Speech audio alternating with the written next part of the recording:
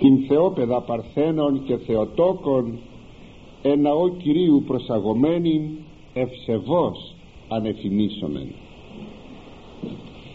Σήμερα, αγαπητοί μου, η Εκκλησία μας γιορτάζει την είσοδον της Υπεραγίας Θεοτόκου εις τον ναόν του Σολομώντος εις τα Άγια των Αγίων.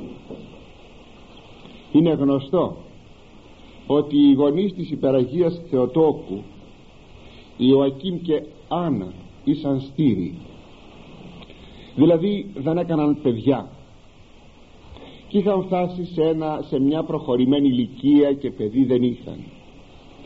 Επειδή δε εθεωρεί το όνειδος κυρίως στην γυναίκα που δεν έκανε παιδιά, γι' αυτό το λόγο νυχθημερών παρακαλούσαν τον Κύριο να τους δώσει ένα παιδί, και ο Κύριος εισήκουσε την προσευχή τους και τους έδωκε ένα κορίτσι, την Υπεραγίαν Θεοτόκου, και στις προσευχές τους μέσα είχαν τάξει εις τον Θεόν να προσφέρουν το παιδί εις τον ναόν, ό,τι δηλαδή είχε κάνει παλιότερα η Άννα, η γυναίκα του Ελκανά, η δεύτερη γυναίκα του Ελκανά, που δεν είχε παιδιά και εκεί παρακαλούσε το Θεό στο ναό να της δώσει παιδί, διότι η άλλη γυναίκα είχε πολλά παιδιά και αισθάνεται πολύ δύσκολα, αισθάνεται όνειδος, όπως σας είπα, ντροπή. Γι' αυτό το λόγο παρακαλούσε θερμά το Θεό και είπε: Θεέ μου, δώσε μου ένα παιδί και θα σου το αφιερώσω.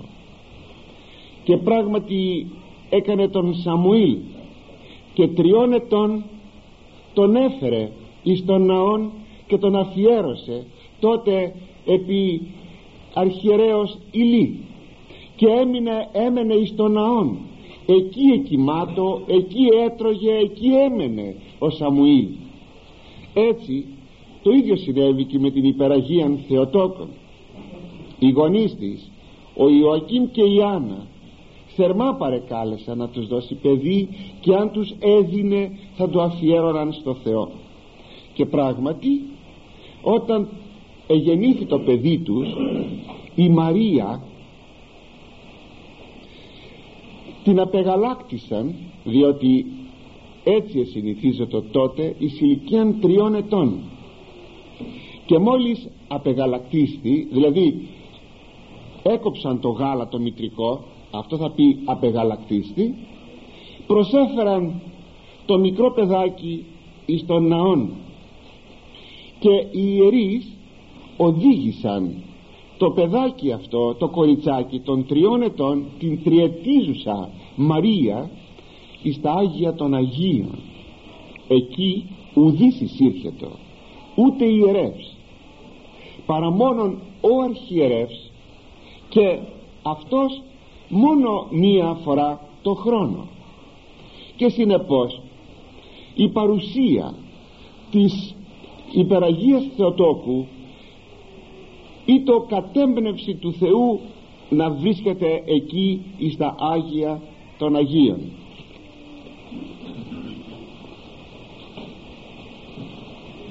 Το γεγονός αυτό που γιορτάζουμε σήμερα προβάλλεται και σε εμάς, αγαπητοί μου, με έναν έκτυπον τρόπο που έρχεται να μας πει πολλά πράγματα. Ας δούμε μερικά σημεία από αυτό το γεγονός που γιορτάζουμε σήμερα, τι έχει σε εμάς να μας πει.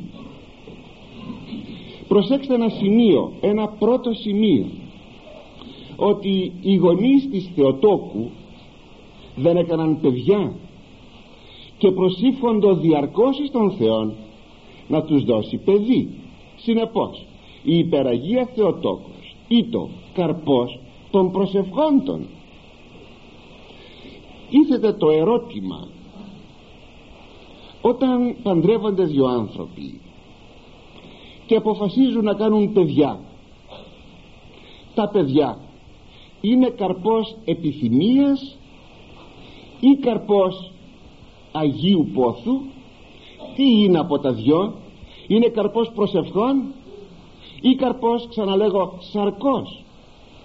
Όταν είπα καρπός επιθυμίας, δεν εννοώ απλώς και μόνον, ασφαλώς και αυτό, των καρπών, των στοιχείων της σαρκικής επιθυμίας, αλλά εννοώ το εξής, γενικά της επιθυμίας των ανθρώπων από κίνητρο και ελαττήριο το εγώτον. Δηλαδή επιθυμώ να έχω παιδιά γιατί θέλω να έχω παιδιά, να δημιουργήσω απογόνους, να δημιουργήσω μία προέκταση της υπάρξεώς μου, ώστε αν εγώ πεθάνω να υπάρχω στο παιδί μου και στον εγγονό μου. Αυτό δεν το βλέπουμε πολλάκις στο όνομα, όταν οι άνθρωποι διαπληκτίζονται, χαλούν τις καρδιές των να βάλουν οπωσδήποτε το δικό τους όνομα, και βάζοντας το δικό τους όνομα να θέλουν να αποθανατιστούν στο πρόσωπο του παιδιού των, του εγγονού των και ούτω καθεξής. Αυτό είναι φανερό ότι το ελαττήριο της επιθυμίας της δημιουργίας των παιδιών είναι εγωιστικό. Με αυτή λοιπόν τη γενική έννοια λέγω, τι είναι ένα παιδί? Καρπός των προσευχών μας, καρπός Αγίου Πόθου ή καρπός μιας σαρκικής, γιατί όλα αυτά με μία λέξη έτσι χαρακτηρίζονται, μιας σαρκικής επιθυμίας? Πάντως είναι παρατηρημένο, και η ιστορία αυτό το διδάσκει, η ιστορία του Θεού, ότι γονείς που έκαναν παιδιά κατόπιν προσευχών έκαναν άγια παιδιά. Έτσι και ο Άγιος Ιωάννης ο Βαπτιστής ή το καρπός προσευχών. Γι' αυτό αγαπητοί μου, όταν θα κάνουμε παιδιά, όταν θέλουμε να κάνουμε παιδιά, ιδίως το λέγω πιο πολύ στους νέους ανθρώπους που θα ήθελαν να δημιουργήσουν και να φτιάξουν οικογένεια, δεν θα κάνουν την οικογένεια μόνο για να έχουν μία δική τους ψυχολογική άνεση ή και περαιτέρω άλλης φύσεως ανέσεις, ή απλώς γιατί, όπως λένε κατά την συνήθη έκφραση, παντρευόμενος να μπει κανείς στο δρόμο του. Ποιο δρόμο? Ας το πούμε των κοινωνικών δρόμων. Δηλαδή αυτό που κάνουν όλοι θα το κάνουμε και εμείς, να μην διαφέρουμε από εκείνο που κάνουν οι άλλοι. Στην πραγματικότητα την έννοια των πραγμάτων τη χάνουμε. Θα πρέπει να αισθανόμεθα ότι είμεθα οικονόμοι μυστηρίων Θεού, όπως και οι ιερείς. Και εδώ έχουμε το μυστήριο των παιδιών, τις αθάνατες ψυχές που πρέπει να μυσταγωγήσουμε στο Θεό.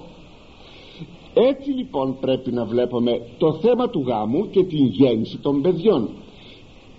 Το στριφογυρίζω πολλή ώρα στο μυαλό μου αν πρέπει να σας το πω, αλλά θα σας το πω, γιατί ου βούλομαι σεμνότητη λόγων καλοπίζεστε, αλλά σεμνούς ποιήσε τους ακούοντας, όπως λέγει ο Μέγας Βασίλειος. Δηλαδή εκείνη η αχαρακτήριστος έκφρασης, το παιδί αυτό γεννήθηκε γιατί ξέφυγε.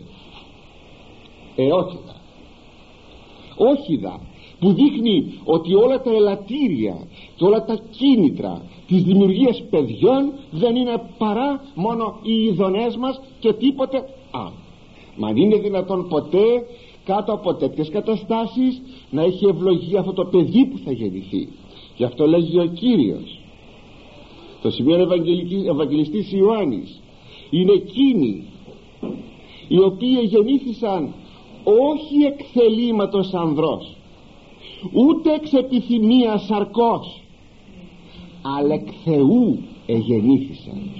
Αναμφισβήτητα μεσολαβεί η σαρκική επιθυμία, αναμφισβήτητα, αλλά είναι αγιασμένη, είναι κάτω από το θέλημα του Θεού.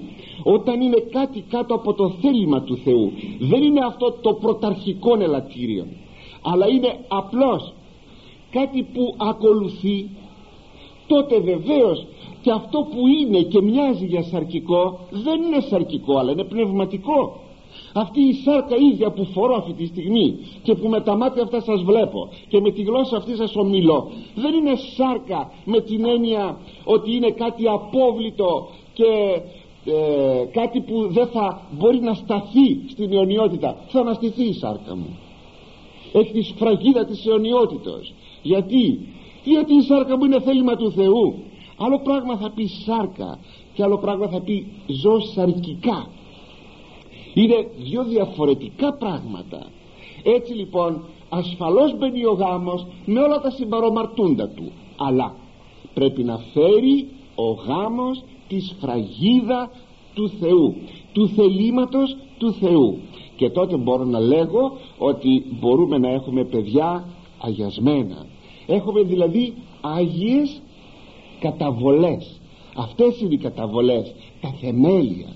Πολλές φορές λέμε για τα παιδιά ποιες είναι οι καταβολές των, και συνήθως ανατρέχουμε στους προγόνους, στις λεγόμενες βιολογικές καταβολές. Μας διαφεύγει όμως ότι η μεγίστη καταβολή είναι η ευλογία του Θεού. Έτσι, τι βλέπουμε εις αυτό το ζεύγος το αγιασμένο, τον Ιωακήμ και την Άννα? Όταν το παιδάκι τους γίνεται 3 ετών, το έταξαν και το δίγησαν στο ναό. Εκείνο το έταξαν είναι μεγάλο πράγμα, διότι δεν έταξαν απλώς να του βάλουν μαύρα, όπως μερικοί βάζουν στα παιδάκια τους τάζοντας να βάλουν μαύρα όταν το παιδί γεννηθεί ή ζήσει. Είναι ίσως και λίγο ανόητο αφιέρωμα αυτό. Ή άλλα πράγματα, να ανάψουν μια λαμπάδα ή ό,τι άλλο. Αφιερώνουν ολόκληρο το παιδί τους και φεύγει από τη δικαιοδοσία τους, το αφιερώνουν στο Θεό. Και είχανε μόνο ένα, και αυτό καρπός των γυρατιών των και των προσευχών των. Εδώ κάνουν τόσα παιδιά οι άνθρωποι, και αν υποτεθεί ότι ένα παιδί τους, όχι αυτοί να το αφιερώσουν, αλλά το παιδί να θέλει να αφιερωθεί, να γίνει υπηρέτης του Θεού, να γίνει μοναχός, να γίνει κληρικός, τότε ξεσηκώνουν τον κόσμο, γιατί δεν θα ήθελαν το παιδί τους να αφιερωθεί εις το Θεό. Τους ελέγχει το γεγονός της σημερινής γιορτής,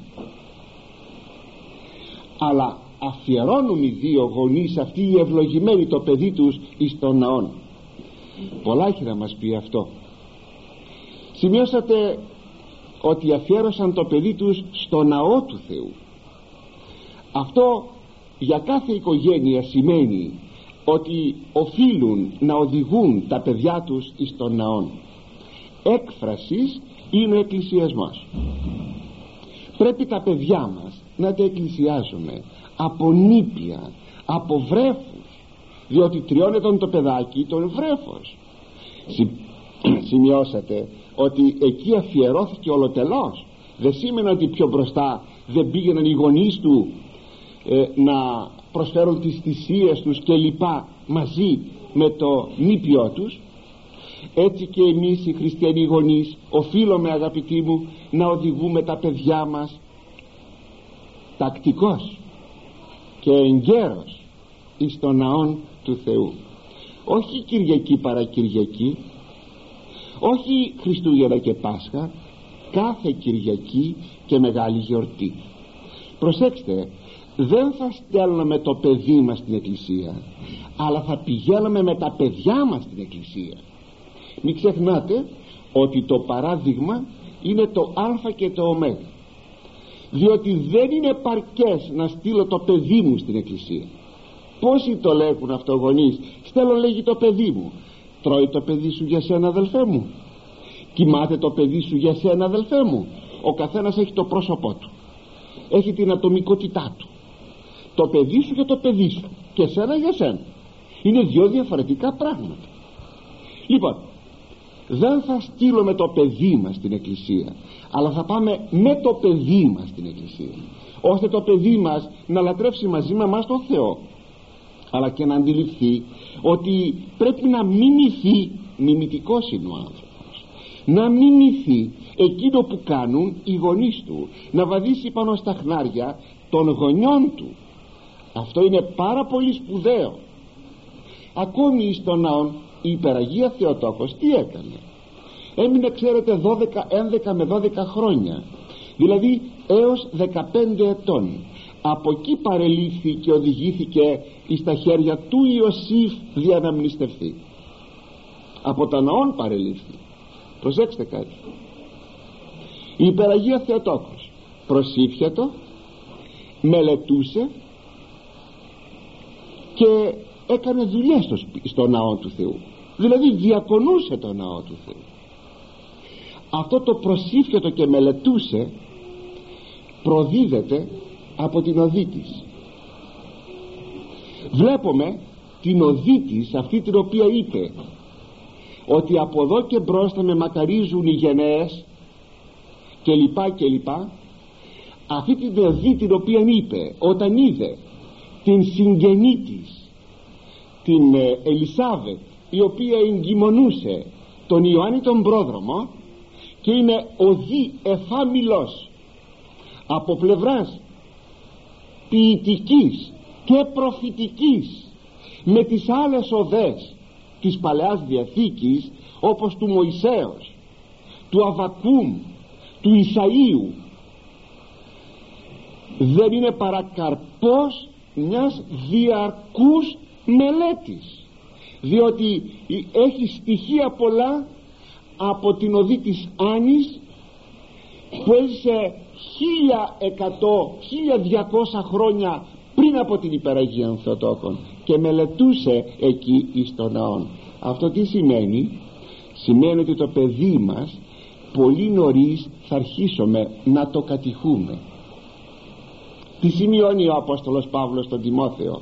Του λέγει ότι από βρέφους γνωρίζεις τα Ιερά Γράμματα. Και ποιοι ήσαν που οδηγούσαν το παιδί το από βρέφους? Το οδηγούσαν στα Ιερά Γράμματα. Η μάμη σου, λέει, η Λοΐδα, και η μητέρα σου η Ευνίκη. Το Πνεύμα του Θεού καταξίωσε να γραφτούν τα ονόματα αυτών των δυο σπουδαίων γυναικών στην Αγία Γραφή και να ακούγονται και να μνημονεύονται παντού και πάντοτε. Δεν σημειώνεται για αυτές ότι ήσαν μορφωμένες ή εργάζονταν σε γραφεία ή ότι ήσαν επιστήμονες, ήξεραν την μεγίστην επιστήμη, την πρώτη και μεγάλη και μοναδική επιστήμη, την επιστήμη να μεγαλώνουν παιδιά, να μεγαλώνουν και να ανατρέφουν παιδιά. Και το παιδί τους αυτό, ένα μοναδικό, γιατί δεν είχε πατέρα, πέθανε. Έλληνας ήταν ο πατέρας του Τιμοθέου, Έλληνας, Εβραίες αυτές. Μεγάλωσε ο Τιμόθεος. Πως μεγάλωσε? Όχι κολλημένος, προσκολλημένος στη γιαγιά και στη μαμά. Δεν ήταν μαμόθρευτο παιδάκι, αλλά ήταν ένα παιδί που το πρόσεχαν να καταρτίζεται πνευματικά και να γίνει εκείνος που έγινε ο μεγάλος συνεργάτης του Αποστόλου Παύλου και ο επίσκοπος, ο πρώτος επίσκοπος Εφέσου, αυτής της πρωτευούσης της Μικράς Ασίας, της Εφέσου. Ναι, αγαπητοί, έτσι θα πει πρέπει να μεγαλώνουμε τα παιδιά μας, με κατήχηση. Να μάθουμε τα παιδιά μας, γι' αυτό πάνε σχολείο, άμα μάθουν γράμματα, να διαβάζουν την Αγία Γραφή, να διαβάζουν την Αγία Γραφή. Γι' αυτό είναι δυστύχημα σήμερα που κόψαμε την αρχαία ελληνικά, που δεν θα μπορούν τα παιδιά μας να καταλαβαίνουν τα κείμενα. Από την άποψη αυτή είναι και άλλες απόψεις και εθνικές απόψεις, αλλά από την άποψη αυτή τη θρησκευτική είναι ένα αυτόχρημα δυστύχημα. Ωστόσο όμως θα σας έλεγα, βοηθήστε τα παιδιά σας να προσοικειωθούν με το βιβλίο του Λόγου του Θεού.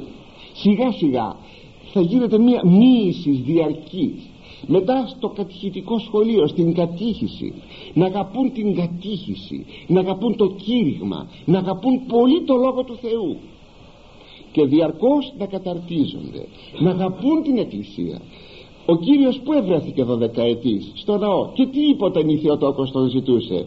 Ουκίδατε ότι εν της του πατρός μου δι είμαι, ότι έπρεπε να βρίσκομαι εις τα σκηνώματα του πατρός μου.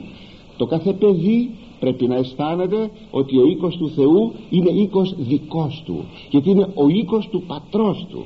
Να αισθάνεται όμορφα μέσα εις το ναό του Θεού. Γι' αυτό, όπως θελίζουμε και τα σπίτια μας να είναι ευχάριστη η διαμονή μας, Έτσι στολίζουμε και το ναό του Θεού, όχι μόνο προς τιμήν του Θεού, αλλά και δια την ευχάριστη διαμονή. Δεν είναι πολυτέλεια. Δια την ευχάριστον διαμονή εκείνων οι οποίοι βρίσκονται να λατρεύσουν το Θεό, να μην κρυώνουν, να μην κουραστούν, αλλά να έχουν όλη την άνεση και δυνατότητα να λατρεύσουν το Θεό, να είναι όλα πολύ ωραία, γιατί και ο Θεός τα έκανε όλα πολύ ωραία. Και κάτι ακόμα, η υπεραγία Θεοτόκος με τι ετρέφετο? Λέγει παράδοσης ότι οι άγγελοι την έτρεφαν, αλλά ετρέφετο και με το λόγο του Θεού.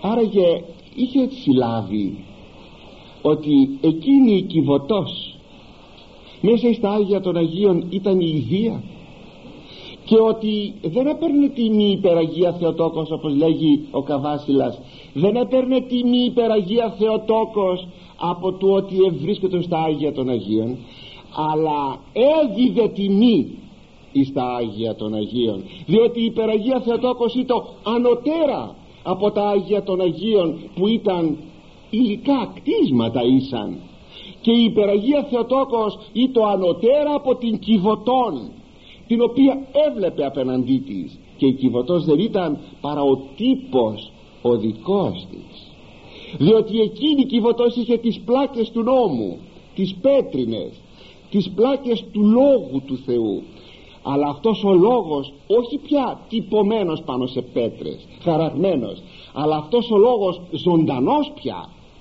θα ενικούσε σε μια άλλη Κιβωτό, στην Κιβωτό των σπλάχνων της υπεραγίας Θεοτόκου, και θα γίνεται η υπεραγία Θεοτόκος, θα γίνεται η ζωντανή, η ζώσα Κιβωτός. Και εκείνη η παλαιά Κιβωτός εχάθηκε από τις αλλεπάλληλες συμφορές των Εβραίων, χάθηκε, και ο ναός τότε στράφει, αλλά ο αληθής ναός του Θεού Λόγου, η υπεραγία Θεοτόκος, είναι στον ουρανό και τιμάται από όλους τους αγγέλους του ουρανού και από όλες τις γενναίες των γενεών. Έτσι η υπεραγία Θεοτόκος ετρέφεται μέσα εις τον ναόν. Αγαπητοί μου, πώς θα οδηγήσουμε τα παιδιά μας να τραφούν? Μόνο με το Λόγο του Θεού και με την κατήχηση? Όχι, και με τα μυστήρια του Θεού. Θα κοινωνούμε τα παιδιά μας. Δεν θα λέμε στα παιδιά μας ότι πίνουν κρασάκι και ψωμάκι θα τρώνε, αλλά θα τους λέμε με όλη την σοβαρότητα ότι τα παιδιά μας κοινωνούν το σώμα και το αίμα του Χριστού. Θα τους πούμε εγκαίρως, το παιδί ξέρετε ηρωοποιεί και με τη φαντασία του δίδει άλλες εικόνες στον ρεαλισμό που έχει μπροστά του. Θα πρέπει όμως σιγά σιγά να του πούμε ότι κάτω από το ψωμί και το κρασί είναι αυτός ο Χριστός ο ίδιος, ότι αυτό που παίρνει είναι ο Χριστός, δεν είναι κάτι άλλο, δεν είναι σύμβολο, αλλά είναι αυτός ο ίδιος ο Χριστός, τον οποίον δεν βλέπουμε, αλλά είναι ο ίδιος. Και συνεπώς έτσι το παιδί σιγά σιγά θα τρέφεται με τον εκκλησιασμό, με τη λατρεία, με το κήρυγμα, με την κατήχηση, με τα μυστήρια της Εκκλησίας. Έτσι θα γίνει καλός άνθρωπος, έτσι θα γίνει καλός χριστιανός. Και μάλιστα στην εποχή που περνάμε την πολύ δύσκολη, θα αρχίσει να αποκτά με τον τρόπο αυτόν, και εκεί πρέπει να αποβλέψουν όλα αυτά, να αποκτηθεί εκκλησιαστικό φρόνημα, εκκλησιαστική συνείδηση. Τι είναι αυτό το εκκλησιαστικό φρόνημα? Να φρονώ εκκλησιαστικά, να βλέπω τα πάντα μέσα στη δημιουργία από το πρίσμα της Εκκλησίας, διότι τα πάντα είναι Εκκλησία. Το ξέρετε ότι όλα καλούνται να γίνουν Εκκλησία. Όλη κτιστή φύσης, ό,τι κτιστό επί της γης, αυτή η γη, όλοι οι άνθρωποι βέβαια δυστυχώς δεν εκκλησιοποιούνται γιατί δεν θέλουν. Αυτός ο ουρανός με τα πυράριθμα αστέρια του, το ξέρετε ότι καλούνται να εκκλησιαστικοποιηθούν, δηλαδή να γίνουν εκκλησία, δηλαδή να μπουν στο χώρο της αυθαρσίας και της αθανασίας, μέσα στην οποία θα βασιλεύει η δικαιοσύνη και η αγάπη και η παρουσία του Θεού. Το γνωρίζετε αυτό? Και όλα αυτά δυνάμει αυτού του σαρκωθέντος Θεού Λόγου και αναστηθέντος και αυθαρτιστέντος Θεού Λόγου ως προς την ανθρωπίνη φύση. Αυτό θα πει έχω εκκλησιαστικό φρόνημα. Προσέξτε, αυτό θα πει έχω εκκλησιαστικό φρόνημα. Είναι μεγάλο πράγμα αυτό. Γι' αυτό αγαπητοί μου, οδηγείτε τα παιδιά σας σε αυτό το φρόνημα το εκκλησιαστικό. Θα το στείλετε να φιλήσουν το χέρι των ιερέων, να σηκώνονται όταν βλέπουν ιερέα, να προσέχουν πολύ. Έχουμε και εμείς αμαρτίες ιερείς, έχουμε, γιατί ο λαός δίδει τους ανθρώπους να γίνουν ιερείς, και κατά το λαό και οι ιερείς, και κατά τους ιερείς ο λαός. Τάλε κουάλε, το ίδιο πράγμα είμαστε. Αλλά παρά τα αυτά πρέπει να διασώσουμε μερικά πράγματα για να παιδαγωγήσουμε ορθά τα παιδιά μας και να βγούμε από αυτή την κατάσταση την άσχημη, την τρομακτική, τη φοβερή. Να βγούμε, να δημιουργήσουμε μια καινούρια γενεά, μια γενεά αναγεννημένη, μια γενεά που θα ευλαβείται το Θεό, θα έχει εκκλησιαστικό φρόνημα, μια γενεά που θα αγιάζεται και μια γενεά που θα αγαπάει και τους ανθρώπους και την πατρίδα και ό,τι έχει αξία στον κόσμο αυτόν, γιατί όλες οι αξίες σήμερα έχουν ανατραπεί. Ας δημιουργήσουμε λοιπόν, ας δημιουργήσουμε τέτοια αγωγή εκκλησιαστική στα παιδιά μας, και τότε πραγματικά τότε θα βλέπουμε ευτυχισμένη γενεά. Θέλετε η γιορτή η σημερινή, τα εισόδια της Υπεραγίας Θεοτόκου, οι γονείς της Υπεραγίας Θεοτόκου, ο Ιωακήμ και η Άννα, αυτό το γεγονός της εισόδου της Θεοτόκου εις τον ναόν, όλα αυτά δείχνουν το δρόμο, στέκονται ένα οροθέσιο.